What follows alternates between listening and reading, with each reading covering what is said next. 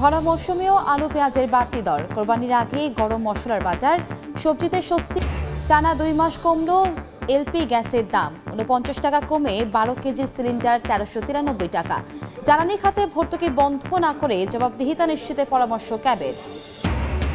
4 মাস ধরে $5 বিলিয়ন ঘরে তোলার পর এপ্রিলে রফতানি আয়ে ধস, 1 মাসে কমল $118 কোটি 56 লাখ। মার্চে ঘুরে প্রবাসী আয় আবারও ছড়ালো $200 কোটি। কাজে আসছে না 50 কোটি টাকার গাজীপুরের হাইটেক পার্ক স্টেশন। দিনে থামে মাত্র একটি লোকাল ট্রেন, কর্তৃপক্ষের ভুলে সেবা বঞ্চিত হাজার হাজার যাত্রী।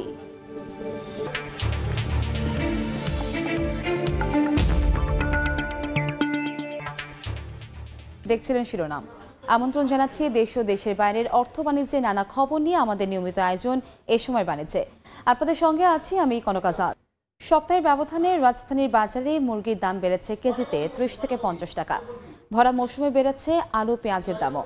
বাজার পরিস্থিতির খবর জানাতে এই মুহূর্তে রাজধানীর কারওয়ান বাজারে আছেন রিপোর্টার সাইফুল ইসলাম এবং সাভারের পল্লী বিদ্যুতে আছেন মুজাফফর হোসেন জয়। সরাসরি প্রথমে যাচ্ছি সাইফুলের কাছে। সাইফুল, বাজার পরিস্থিতি আসলে কিন্তু এক সপ্তাহের ব্যবধানে যে পরিস্থিতি ছিল সেই কথা কিন্তু বলছে না, কারণ গত সপ্তাহে আমরা যে পোলট্রি মুরগি বিশেষ করে যেটি দাম দেখেছিলাম 190 টাকা, সেটি কিন্তু আমরা রাজধানীর কারওয়ান বাজার আজকে দেখতে পেয়েছি প্রায়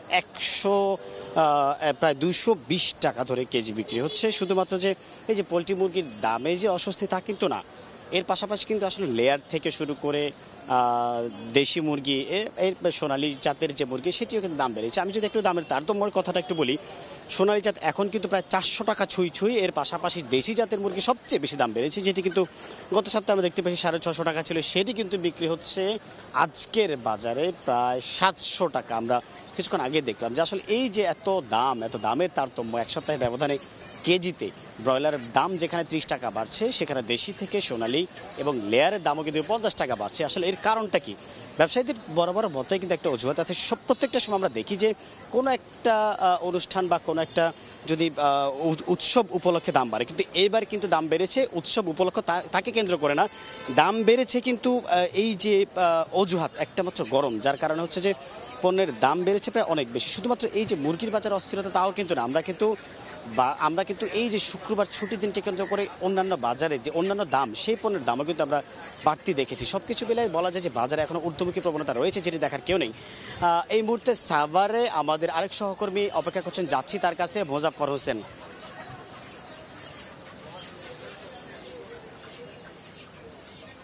ভোক্তা পর্যায়ে আরেক দফা কমানো হলো তরলকৃত পেট্রোলিয়াম গ্যাস এলপিজির দাম। মে মাসের জন্য 12 কেজি সিলিন্ডার দাম 49 টাকা কমিয়ে 1393 টাকা নির্ধারণ করা হয়েছে। বৃহস্পতিবার এই ঘোষণা দেন Bangladesh energy regulatory commission BERC এর চেয়ারম্যান মোহাম্মদ নুরুল আমিন। টানা 8 মাস বাড়ার পর গত এপ্রিল মাসে কমতে শুরু করে তরলীকৃত পেট্রোলিয়াম গ্যাস এলপিজির দাম। 3 এপ্রিল ভোক্তা পর্যায়ে 12 কেজি সিলিন্ডারের দাম 40 টাকা কমিয়ে 1442 টাকা নির্ধারণ করা হয়। এবার আরেক দফা কমিয়ে দাম নির্ধারণ করা হলো 1393 টাকা, অর্থাৎ কমলো আরও 49 টাকা। রাজধানীর কারওয়ান বাজারে Bangladesh energy regulatory commission BERC শুনানি কক্ষে এলপি গ্যাসের নতুন দর ঘোষণা করেন সংস্থাটির চেয়ারম্যান। সুখবর হলো যে গত মাসের তুলনায় আমাদের এই এলপিজির মূল্য কমেছে। গত মাসে 12 কেজির মূল্য ছিল 1442 টাকা, এই মাসে সেটা হয়েছে 1393 টাকা এবং 49 টাকা কমেছে। বৃহস্পতিবার সন্ধ্যা 6টা থেকে নতুন দাম কার্যকর হবে জানিয়ে অটো গ্যাসের দাম মূসক সহ প্রতি লিটার 63 টাকা 92 পয়সা নির্ধারণের ঘোষণা দেন তিনি। প্রতি লিটার অটো গ্যাস এপ্রিল মাসে ছিল 66 টাকা 21 পয়সা, আর এই মাসে সেটা হয়েছে 63 টাকা 92 পয়সা, অর্থাৎ 2 টাকা 29 পয়সা কমেছে। গত মার্চ মাসে 12 কেজি সিলিন্ডারের দাম 8 টাকা বাড়িয়ে 1482 টাকা, ফেব্রুয়ারিতে 41 টাকা বাড়িয়ে 1474 টাকা ও জানুয়ারিতে 29 টাকা বাড়িয়ে 1433 টাকা নির্ধারণ করা হয়েছিল। আর গত এপ্রিলে ভোক্তা পর্যায়ে অটোগ্যাসের মূসক সহ দাম প্রতি লিটার 66 টাকা 21 পয়সা নির্ধারণ করেছিল সংস্থাটি। আলতাফ হোসাইন, সময় সংবাদ, ঢাকা। গাজীপুরের জয়দেবপুর জংশনে কমিউটার ট্রেনের সঙ্গে একটি মালবাহী ট্রেনের মুখোমুখি সংঘর্ষ হয়েছে। এই মুহূর্তে ঘটনাস্থলে আছেন রিপোর্টার রাজীবুল হাসান, আমরা সরাসরি যাচ্ছি তার কাছে। রাজীব,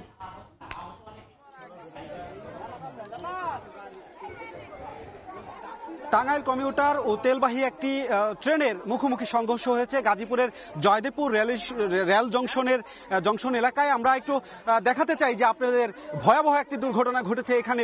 দুটি ট্রেন একসঙ্গে আসলে একই লাইনে কিভাবে আসলো সেটি প্রথমেই প্রশ্ন। এবং বলতে চাই যে এই যে ট্রেন দুটি মুখোমুখি সংঘর্ষ হয়েছে এবং আপনাদেরকে একটু দেখাতে চাই যে এখানে কিন্তু শত শত উৎসুক জনতা ভিড় করেছে। এই যে ট্রেন দুটি, এটি হচ্ছে টাঙ্গাইল কমিউটার। এই ট্রেনটি মূলত উত্তরবঙ্গ থেকে গাজীপুর রেল স্টেশন পার হয়ে ঢাকার দিকে ঢুকছিল। ঠিক আউটার সিগন্যালের কাছাকাছি এলাকায় এসে ঢাকা থেকে ছেড়ে আসা যে তেলবাহী আসলে ট্রেন, এই দুটি ট্রেনের মুখোমুখি সংঘর্ষ এখানে হয়েছে। এখন থেকে 20 মিনিট আগে মূলত এই দুর্ঘটনা ঘটেছে এবং এরপর কিন্তু মানুষ এসে এখানে উৎসুক জনতা অনেকেই টেনে হিসেবে বের করেছে। এখন পর্যন্ত আমাদের কাছে যে তথ্য রয়েছে, কেউ মারা গিয়েছে কিংবা গুরুতর আহত হয়েছে এই তথ্য নেই, তবে অনেকেই আহত হয়েছে। সাধারণ এই উৎসুক মানুষ তাদেরকে আসলে টেনে হিসেবে বের করে বিভিন্ন হাসপাতালে পাঠিয়েছে। অনেকেই আসলে পায়ে হেঁটে নানাভাবে এখান থেকে যাওয়ার চেষ্টা করেছে। একটু সামনে থেকে দেখানোর চেষ্টা করব। এই যে টাঙ্গাইল কমিউটার ট্রেনটি, এটি আপনারা দেখতে পাচ্ছেন যে মাঝামাঝি জায়গায় একেবারে একটি বগি দুমড়ে মুচড়ে গিয়েছে। যেহেতু একই লাইনে দুইটি ট্রেন দুই দিক থেকে ঢুকেছে, সেহেতু কিন্তু প্রশ্ন উঠে যে লাইনম্যান আসলে কি করছিল। সাধারণ মানুষ কিন্তু এখানে বিক্ষুব্ধ হয়ে পড়েছে যে লাইনম্যানের যে অসচেতনতা, কিভাবে এই দুটি ট্রেন একই লাইনে ঢুকলো, এটি নিয়ে বারবার মানুষ কিন্তু প্রশ্ন করছে। কেউ কেউ আসলে এখানে বিক্ষোভ প্রকাশ করেছে। আপনাদেরকে আরো সামনে থেকে দেখাবো।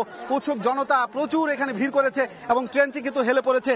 বিশেষ করে এই যে টাঙ্গাইল কমিউটার যে ট্রেনটি, এই ট্রেনের দুটি বগির চাকা বাইরে চলে গিয়েছে এবং যে তেলবাহী যে ট্রেনটি রয়েছে, সেই তেলবাহী ট্রেনেরও বেশ কয়েকটি বগি আসলে বাইরে চলে গিয়েছে, লাইনচ্যুত হয়েছে। আমরা একটু দেখানোর চেষ্টা করব। এই যে দেখুন, আমরা একটু কাছ থেকে দেখাই যে ভিতরে কিভাবে ভেঙে গিয়েছে। এই যে লাইন আসলে লাইনচ্যুত হয়ে এই ট্রেনটি, অর্থাৎ টাঙ্গাইল যে কমিউটার ট্রেনটি, এই ট্রেনটি নিচ থেকে একটু দেখানোর চেষ্টা করছি। এটি আসলে এখানে লাইনচ্যুত হয়ে পাশের আসলে এই চাকা পড়ে গিয়েছে এবং এই যে ভিতর থেকে দেখানোর চেষ্টা করছি এবং আপনাদেরকে একটু এই যে ট্রেনটি, এই ট্রেনের সামনে থেকে এই ট্রেনের যে সামনে হচ্ছে তেলবাহী ট্রেন, সেই ট্রেনটিও কিন্তু একইভাবে দুটি মুখোমুখি সংঘর্ষ হয়েছে। এরকম ঘটনা কিন্তু একেবারেই বলতে গেলে বিরল যে একই লাইনে দুটি ট্রেন এসে এরকম মুখোমুখি সংঘর্ষ। এখন থেকে 20 থেকে 21 মিনিট আগে যে দুর্ঘটনা ঘটেছে, সেই দুর্ঘটনায় এখনো পর্যন্ত নিহত কিংবা হতাহতের কোনো তথ্য আমরা পাইনি। তবে একইভাবে কিন্তু দুমড়ে মুচড়ে গিয়েছে ট্রেন। এই যে একটি বগি থেকে আরেকটি বগি যেখানে সংযোজন থাকে, নিশ্চয়ই আপনারা দেখতে পাচ্ছেন সেখানের কি অবস্থা। মাঝখানে ভেঙে গিয়েছে এবং উপরের অবস্থাও কিন্তু ভেঙে, অর্থাৎ একটি বগি আরেকটি বগি থেকে আলাদা না হলেও আসলে দুমড়ে মুচড়ে সেটি লাইন থেকে অন্য জায়গায় সরে গিয়েছে। বাইরে কিন্তু প্রচুর উৎসুক জনতা এই দুর্ঘটনাটি ঘটার পরপরই এসেছে এবং তারাও কিন্তু কয়েকজনকে উদ্ধার করেছে বলে আমরা জেনেছি। মূলত কিভাবে দুর্ঘটনাটি ঘটেছে সেই বিষয়টা আমরা একটু জানতে চাই। আমরা একজনের কাছে জানতে চাই যে আসলে কিভাবে এই দুর্ঘটনাটি ঘটেছে এবং কিভাবে এটি হলো। আপনি দেখেছেন কিনা, কি হয়েছিল একটু কাইন্ডলি বলবেন? আমরা আসলে বিকট শব্দ পেয়ে এখানে আসছি, দৌড়ে দেখলাম যে ট্রেন দুইটা এখানে মুখোমুখি হয়ে গেছে। তখন আমরা ট্রেন থামার পরে উঠলাম, দেখলাম যে দুইজন চালক যে তারা হাতে রক্ত পড়েছে, শরীরে রক্ত। তখন আমরা এলাকাবাসী কয়েকজন মিলে তাকে আমরা উদ্ধার করে মেডিকেলে পাঠিয়েছি। আর ওই যে ট্রেনটা একটা আসছে দক্ষিণ দিক থেকে মালগাড়ি, আর একটা আসছে উত্তর দিক থেকে খালি ট্রেন আসছে, দুইটা মুখোমুখি হয়েছে। তো কোনো যাত্রী ছিল না। ওই যেটা টাঙ্গাইল থেকে আসছে খালি ছিল ওই ট্রেনটা, আর যেটা ঢাকা থেকে আসছে তেলে ভরা ছিল আর কি। তো মুখোমুখি লেগে গেছে শব্দ আমরা আসছি, তারপর আমরা দুজনকে উদ্ধার করে মেডিকেলে পাঠাইছি। শুনছিলেন যে যারা আশপাশে ছিলেন তারা বলছেন যে দুইজনকে উদ্ধার করে মেডিকেলে পাঠিয়েছে। তবে যেটি আসলে ঘটেছে, এই যে ট্রেনটি টাঙ্গাইল কমিউটার এসেছে, সেই ট্রেনে আসলে খুব বেশি যাত্রী ছিল না, যে কারণে কিন্তু হতাহত একেবারেই যে অনেক বেশি হয়েছে সেরকমটা বলা যাবে না। এখানে আসলে যাত্রী খুব বেশি ছিল না। আমরা আরেকজনের সঙ্গে কথা বলতে চাই। আপনি কি দেখেছেন কিংবা কিভাবে এটা হলো একটু যদি বলতেন? এটা হয়েছে যেরকম মালবাহী গাড়িটা আসা দক্ষিণ দিকে আসা, আর হলো যে মাল যাত্রীবাহী যে ট্রেনটা এটা হলো আপনার দক্ষিণ উত্তর দিক থেকে আইছে, এটা আসার ছিল যে দ্বিতীয় লাইন দিয়ে, কিন্তু যাত্রীবাহী যে লাইনটা এটা যে স্টেশন যে আছে তার ভুলের কারণে আছে এই খেসারত। আর আজকে লাইনম্যানের কারণে লাইনম্যানের দোষ। আজকে এই দেশের যে কর্মকর্তা যারা আছে তারা যে দায়িত্বহীন, এটা বাস্তব প্রমাণ। এর আগেও কিন্তু বিগত একটা অ্যাক্সিডেন্ট হয়েছে, আর এখানে ওই যে সংঘর্ষ এই আবার হইলো, তারা কি দায়িত্বহীন? তারা কি আজকে তারা গাফিলতি? আজকে যদি যাত্রী লক্ষ হাজার হাজার মানুষ মারা যেত, দায়নি তো কি? আজকে তারা ইন্টারনেট মোবাইল দায়িত্ব যদি পালন করতো ঠিক মতো, তাইলে আজকে অবস্থা না। গাফিলতির কারণে মোবাইল টিভি অবশ্যই, আর যারা পরিচালনা আছে দায়িত্ব, তারা দায়িত্বহীন। কেন সে শুনছিলেন যে মানুষ কিন্তু একরকম বিক্ষুব্ধ হয়ে গিয়েছে, কারণ হচ্ছে এই যে ট্রেনটি, এই ট্রেন দুটি ট্রেন একই লাইনে কিভাবে প্রবেশ করলো সেটি নিয়েই সবার প্রশ্ন, যে তাহলে দায়িত্বরত গেটম্যান কিংবা লাইনম্যান যারা ছিল তারা আসলে কি করছিল সেটি নিয়েই আসলে প্রশ্ন। আপনি দেখেছেন? আচ্ছা, একটু বলেন তো যে আসলে কি হয়েছিল, একটু বলেন তো। গাড়িটা ওই দিক থেকে আসলো সোজা আইসা, ড্রাইভার কিন্তু খুব সুন্দর চালাইতেছিল আমরা দেখছি, কিন্তু আসার পরে কিন্তু 2-3 মিনিটের ভিতরে আইসা ঠাস করে দুইটা মুখোমুখি হয়ে গেছে। কিন্তু এমন শব্দ হয়েছে, যদি গাড়িতে যদি এমন যাত্রী থাকতো তাহলে একটা যাত্রীও কিন্তু বাঁচাতে পারলো না। কিন্তু ড্রাইভার কিন্তু খুব সুন্দর গাড়ি চালাই আসছে আমার সামনে, আমি নিজে দেখছি। কিন্তু আমাদের ফসি বাবার দোয়ায় মানে বলছিলেন যে একজন বলছিলেন যে যারা কাছাকাছি জায়গায় ছিল, যারা দেখেছেন যে এখানে আসে কিভাবে আসলে দুর্ঘটনা ঘটেছে। আপনি কি দেখেছেন? মানে এক গাড়ি খারাপ হয়েছে, আরেক গাড়ি রানিং অবস্থায় চলে আসছে, আসার পরে একবার ঠাস করে একবারে লাগিয়ে গেছে, আর ধুম করে একটা শব্দ হয়েছে, শব্দ আর সাথে চলে গেছে সব। আর তার মানে ভাগ্যটা ভালো হয়েছে যে কোনো যাত্রী ছিল না। এটা হচ্ছে আমাদের সরকারি লোকের কিছু মানে অবহেলার কারণে এই কাজটা হয়েছে, গাফিলতির কারণে। তাহলে 2 দিন পর এখানে বলছিলেন যে মানুষজন কিন্তু বারবারই বলছেন যে যারা আসলে জয়দেবপুর জংশনের দায়িত্বে আছেন কিংবা এখানে যারা আসলে এই লাইনগুলো দিয়ে থাকেন, তাদেরকেই তারা বারবার দুষছেন, যে কারণ এরকম দুর্ঘটনা আসলেই কিভাবে ঘটলো। আপনাদেরকে একটু দেখানোর চেষ্টা করছি, যে পুরো জায়গাটা দেখানোর চেষ্টা করছি উপর থেকে, যে টাঙ্গাইল কমিউটারে মূলত যাত্রী খুব বেশি ছিল না, যে কারণে হতাহত আমরা এখন পর্যন্ত পাইনি। যদি আসলে এই ট্রেনে আসলে যাত্রী থাকতো অন্যান্য স্বাভাবিক ট্রেনের মতো, তাহলে কিন্তু এই দুর্ঘটনাটি অনেক দূর পর্যন্ত আসলে মানুষ অনেক ক্ষয়ক্ষতি হতো আর কি, সাধারণ মানুষ এমনটাই বলছেন। একটু আমরা তেলবাহী যে ট্রেনটি যেটি ঢাকা থেকে এসেছিল সেটির দিকে একটু যেতে চাই, সেটির কি অবস্থা। আমরা তো এই ট্রেনটি অর্থাৎ যাত্রীবাহী অল্প যাত্রী নিয়ে যে ট্রেনটা এসেছিল টাঙ্গাইল কমিউটার, সেটির ভেতরের অংশ কয়েকটি বগি দুমড়ে মুচড়ে গিয়েছে, সেটি দেখালাম। এখান থেকে মুখোমুখি হয়েছে, একটু দেখাতে চাই, এখান থেকে মুখোমুখি হয়েছে এই যে ট্রেনটি, এখান থেকে মূলত মুখোমুখি হয়েছে। একটু দেখাচ্ছি আপনাকে, এই ট্রেনটি মূলত টাঙ্গাইল কমিউটার এবং এই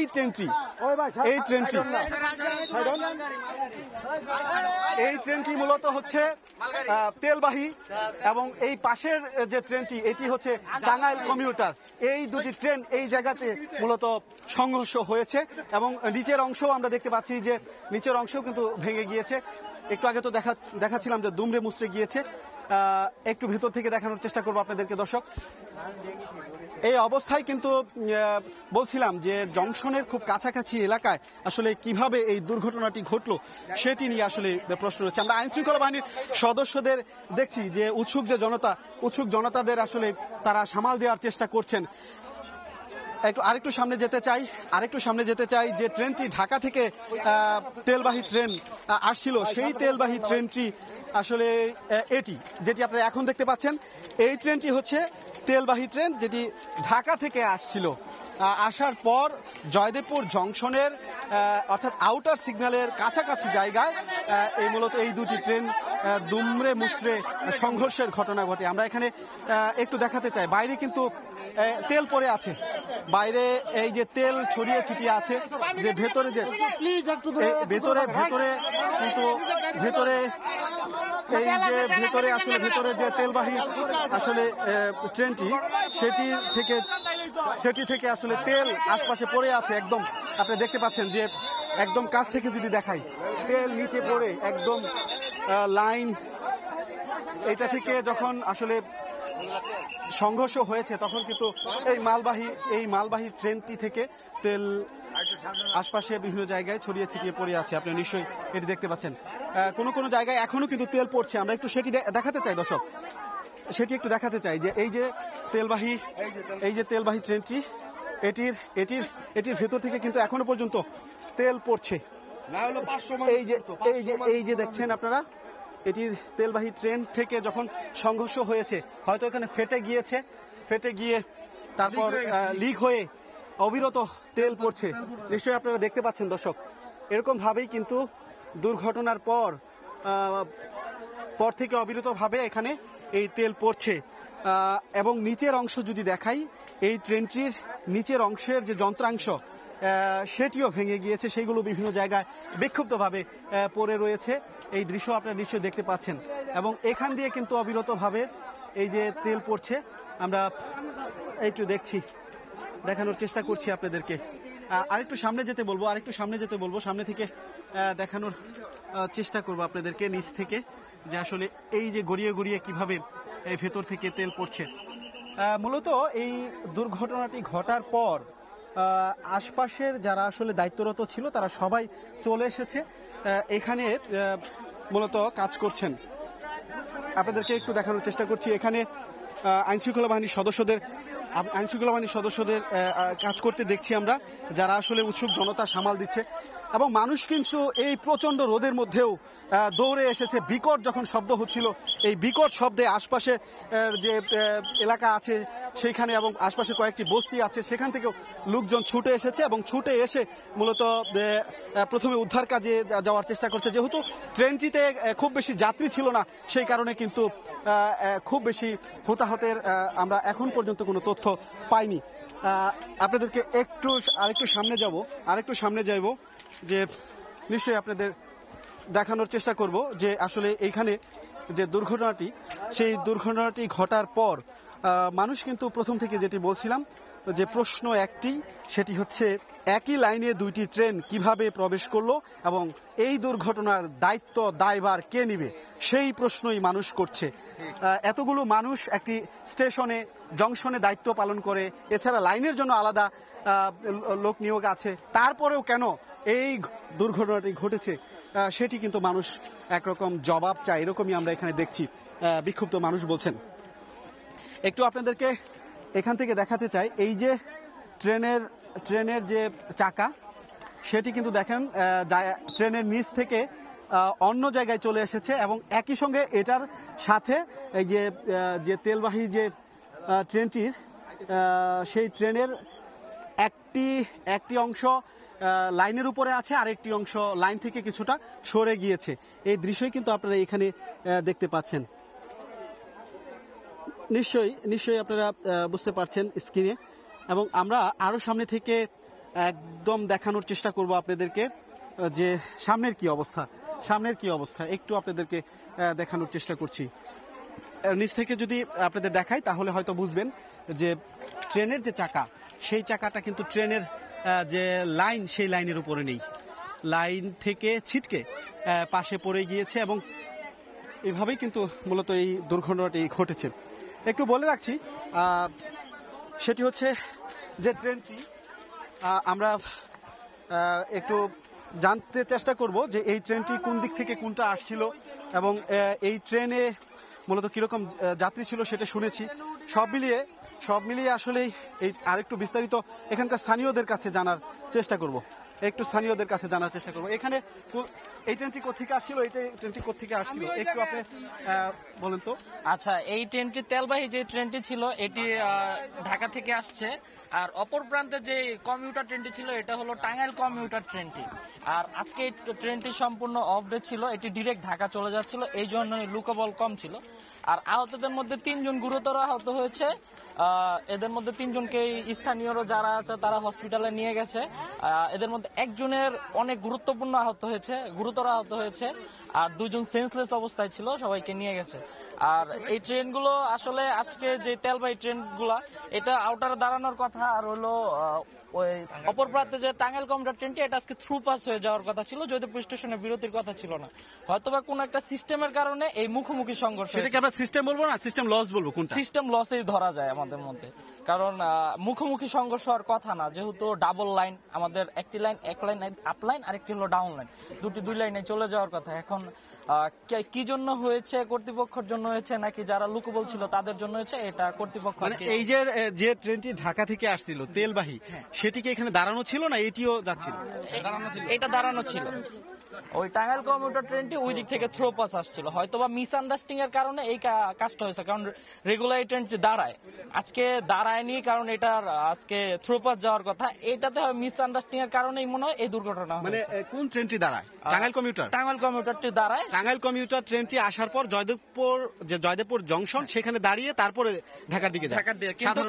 হ্যাঁ, সাধারণত। কিন্তু আজকে এটা থ্রো পাস যাওয়ার কথা ছিল, কারণ শুক্রবার এই ট্রেনটি অফ থাকে, ডিরেক্ট টাঙ্গাইল থেকে থ্রো পাস যাওয়ার এই কথা জয়দেবপুর থেকে। বাট আজকে কি হলো সেটা এখনো বলা যাচ্ছে না। মানে আপনি বলছেন যে আপনারা যেহেতু স্বেচ্ছাসেবী কাজ করেন, আপনি বলছেন যে 3 জন আহত হয়েছে, একজন গুরুতর আহত, সে কি ড্রাইভার কিনা? হ্যাঁ, লোকোমোটিভ ড্রাইভার যিনি আছে, ট্রেন ড্রাইভার। মানে তারা কি স্থানীয় হাসপাতালে ভর্তি আছে? সদর হাসপাতালে নিয়ে যাওয়া হয়েছে।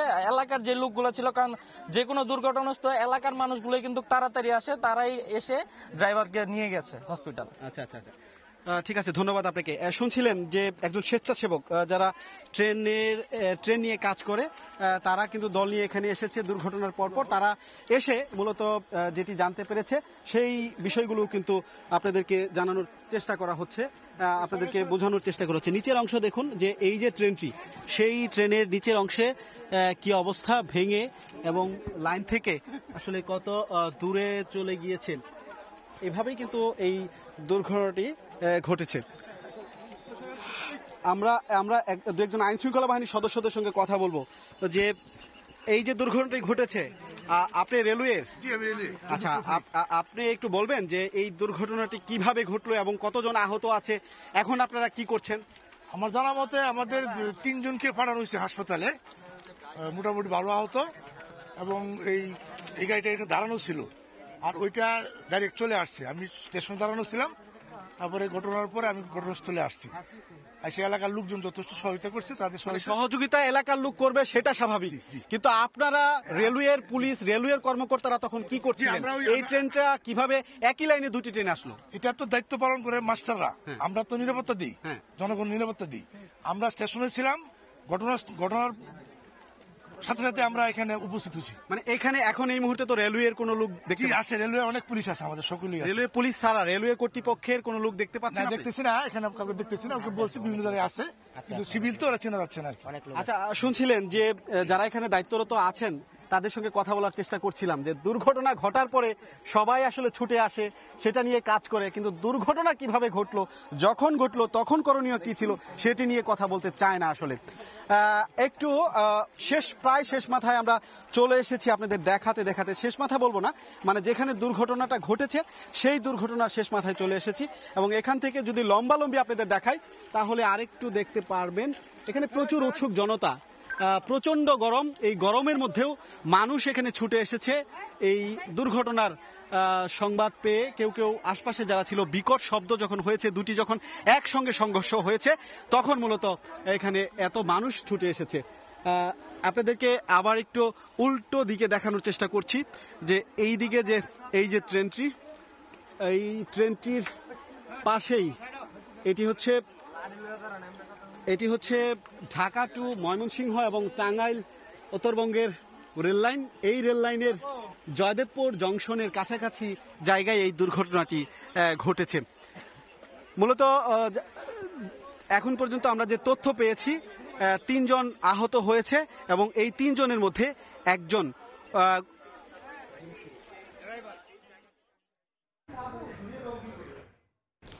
ট্রেন দুর্ঘটনার খবর জানতে আমরা সরাসরি যুক্ত ছিলাম গাজীপুর থেকে। এছাড়াও গাজীপুর জয়দেবপুরের ট্রেন দুর্ঘটনার খবর সরাসরি জানতে ভিজিট করুন সময় টিভির ফেসবুক পেজে। গাজীপুরের জয়দেবপুর জংশনে ট্রেন দুর্ঘটনার খবর জানতে আবারও যাচ্ছে রিপোর্টার রাজিবুল হাসানের কাছে।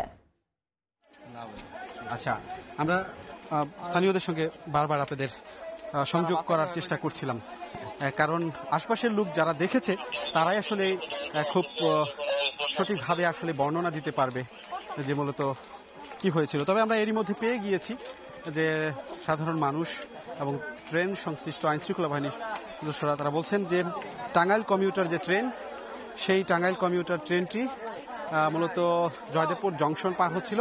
সেই জংশন পার হওয়ার পর এখানে ঢাকার দিকে প্রবেশের সময় দাঁড়িয়ে থাকা তেলবাহী একটি ট্রেনে মুখোমুখি সংঘর্ষ হয় এবং এই মুখোমুখি সংঘর্ষের পর মূলত যারা ছিল ছুটোছুটি করে এখান থেকে বেরিয়ে গেছে এবং অন্যদিকে এখানে কিন্তু 3 জন আহত হয়েছে। আমরা ফায়ার সার্ভিসের কর্মীরা এখানে এসেছেন দুর্ঘটনার পরপর, তাদের সঙ্গে কথা বলবো, সংযোগ হব, আপনারা নিশ্চয়ই সাথে থাকবেন। আমরা ফায়ার সার্ভিসের যিনি আছেন তার সঙ্গে কথা বলার চেষ্টা করব। যে একটু আপনারা বলবেন যে এই যে দুর্ঘটনা ঘটেছে, এই দুর্ঘটনা ঘটার পর আপনারা কখন সংবাদ পেয়েছেন, এসে কি দেখলেন এবং কতজন আহত আছে একটু বিস্তারিত। আমরা দুর্ঘটনা পাওয়ার সাথে সাথে আমরা সংবাদ পেয়েছি, সংবাদ পাওয়ার সাথে সাথে আমরা জয়দেবপুর থেকে 2টি ইউনিট এখানে চলে আসি। চলে আসার সাথে সাথে আমরা দেখি যে টাঙ্গাইল কম্পিউটার এবং একটি তেলবাহী ট্রেন মুখোমুখি সংঘর্ষ।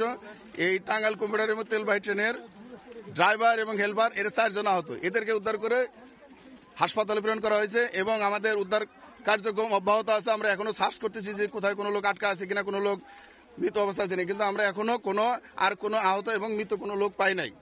এটা আপনারা জানেন যে শুক্রবার দিন টাঙ্গাইল কম্পিউটার বন্ধ থাকে, এই জন্য এই কম্পিউটারে যাত্রী ছিল না। এমনিতেই হয়তো অন্য কোনো ত্রুটির কারণে এই 2টা মুখোমুখি সংঘর্ষ হয়েছে। মানে অন্য কি ত্রুটি সেটি এই 2টি লাইন এটা রেল কর্তৃপক্ষ বলতে পারে, এটা আমাদের জানা নাই, এটা রেল এবং তদন্ত সাপেক্ষে বলা যাবে। আপনি একটু বলবেন যে এই যে 2টি ট্রেনের কয়টি বগি লাইনচ্যুত হয়েছে, কোথায় কি ক্ষতি হয়েছে যতটুকু দেখেছেন? আমি যতটুকু দেখেছি যে তেলবাহীর যে ট্যাঙ্কারটা আছে এটা লাইনের উপরে আছে, 2-3টা বগি একটু ক্ষতিগ্রস্ত হয়েছে, আর বেশিরভাগ ক্ষতিগ্রস্ত হয়েছে টাঙ্গাইল কম্পিউটারে, যেটাতে যাত্রী ছিল না। এটার অনেকগুলো ট্রেন এই যে আপনারা দেখতে পাচ্ছেন যে এখানে অনেকগুলো ক্ষতিগ্রস্ত, 4-5টা বগি অলরেডি ক্ষতিগ্রস্ত হয়েছে। শুনছিলেন যে ফায়ার সার্ভিসের যারা এসেছেন এখানে তারা মূলত বলছিলেন যে সংবাদ পাওয়ার সঙ্গে সঙ্গে এখানে এসেছেন এবং এছাড়াও অন্যান্য সংস্থার লোকজনও কিন্তু এখানে কাজ করছেন, এই দুর্ঘটনার পর এখানে এসেছেন। একটু আপনাদেরকে এই অংশটা দেখাতে চাই আমার সহকর্মীর মাধ্যমে, যে এই যে ট্রেনটি এটি হচ্ছে টাঙ্গাইল কমিউটার। এই ট্রেনটির ভেতরের অংশ একটু দেখাতে চাই, যে এই যে ট্রেন দুর্ঘটনার খবর জানতে আমরা আবারও যুক্ত ছিলাম গাজীপুর থেকে। এছাড়াও গাজীপুরে জয়দেবপুরে ট্রেন দুর্ঘটনার খবর সরাসরি জানতে ভিজিট করুন সময় টিভির ফেসবুক পেজে। দেশের বাজারে একদিন বিরতি দিয়ে আবারও কমেছে স্বর্ণের দাম। ভরিতে 1878 টাকা কমিয়ে 22 ক্যারেটের 1 ভরি স্বর্ণের দাম 1,09,163 টাকা নির্ধারণ করেছে বাংলাদেশ জুয়েলার্স অ্যাসোসিয়েশন। বৃহস্পতিবার সন্ধ্যায় বাজস জানায় শুক্রবার থেকে কার্যকর হবে নতুন দাম। স্থানীয় বাজারে তেজাবি স্বর্ণের মূল্য কমেছে, ফলে সার্বিক পরিস্থিতি বিবেচনায় স্বর্ণের নতুন দাম নির্ধারণ করা হয়েছে। এই ছিল এই সময়ের বাণিজ্যে। সময় সংবাদের সঙ্গে থাকবেন সহকর্মী আফরোজা মৌটুসী। ধন্যবাদ কনক। সময় সংবাদ নিয়ে ফিরছি কিছুক্ষণ পর, সঙ্গেই থাকুন সময়ের।